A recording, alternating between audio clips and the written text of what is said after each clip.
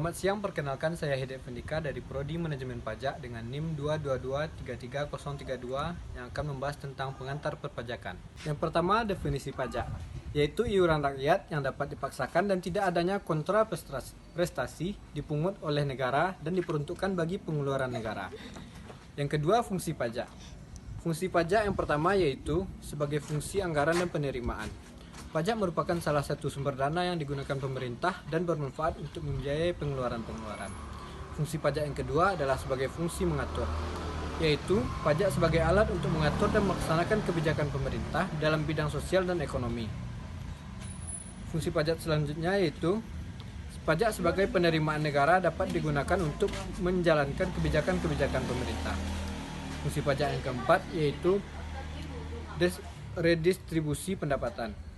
Penerimaan negara dari pajak digunakan untuk membiayai pengeluaran umum dan pembangunan nasional sehingga dapat membuka kesempatan kerja dengan tujuan untuk meningkatkan pendapatan masyarakat. Yang ketiga, pungutan lain.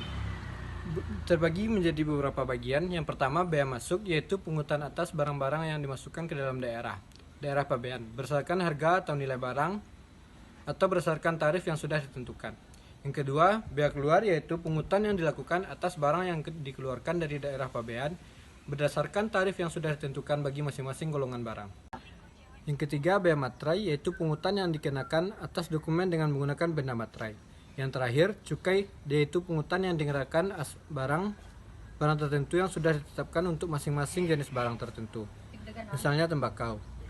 Yang kelima, ada retribusi, yaitu pungutan yang dikenakan sehubungan dengan suatu jasa atau fasilitas yang diberikan oleh pemerintah secara langsung dan nyata kepada pembayar. Contoh, parkir, kendaraan bermotor, karcis jalan tol, dan sebagainya. Yang keenam, iuran, yaitu pungutan yang dikenakan sehubungan dengan suatu jasa atau fasilitas yang diberikan pemerintah secara langsung dan nyata kepada kelompok atau golongan pembayar. Dan yang terakhir, pungutan lain yang sah atau legal berupa sumbangan wajib.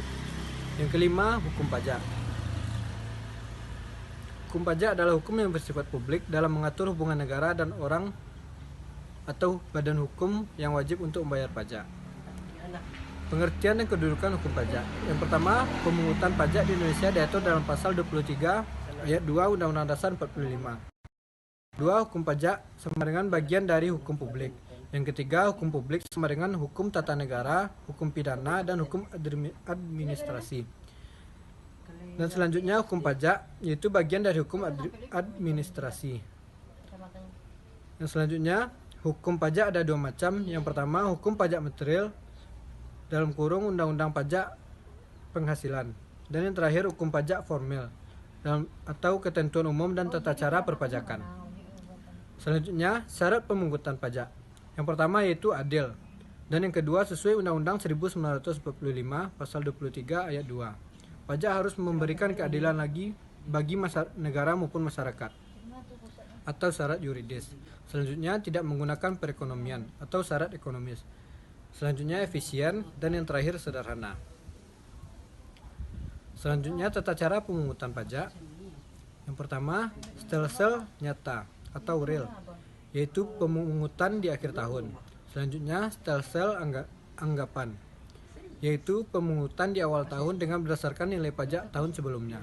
Dan yang terakhir, stelsel campuran, yaitu pemungutan di awal tahun dan disesuaikan kembali di akhir tahun. Selanjutnya, asas pemungutan pajak. Yang pertama, asas domisili atau tempat tinggal. Yang kedua, asas sumber. Dan yang ketiga, asas kebangsaan. Selanjutnya, sistem pemungutan pajak. Yang pertama, sistem pemungutan oleh pemerintah. Dan yang kedua, sistem pemungutan oleh wajib pajak itu sendiri.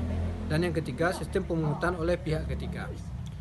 Tarif pajak terdiri dari 4 tarif. Yang pertama, tarif sebanding atau proporsional, yaitu PPN tarifnya sama dengan 10%. Yang kedua, tarif tetap atau tarif bea materai.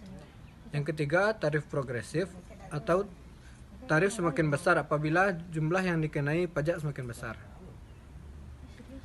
Timbul dan hapusnya utang pajak. Yang pertama, timbul utang pajak ada 2. Yang pertama, ajaran formil, yaitu timbul utang pajak karena dikeluarkan surat ketetapan pajak. Dan yang kedua, ajaran material, timbulnya utang pajak karena undang-undang. Dan yang kedua, hapusnya pajak disebabkan karena pembayaran kompensasi, kadaluarsa, dan pembebasan atau penghapusan. Selanjutnya sanksi perpajakan. Yang pertama bunga, yang kedua kenaikan, yang ketiga denda, dan yang terakhir sanksi pidana. Dari materi perpajakan di atas tadi dapat kita simpulkan bahwa mempelajari dasar-dasar perpajakan sangatlah penting dalam kehidupan sehari-hari. Saya harap kita semua dapat melaksanakannya dan menerapkannya dalam kehidupan sehari-hari. Sekian dan terima kasih.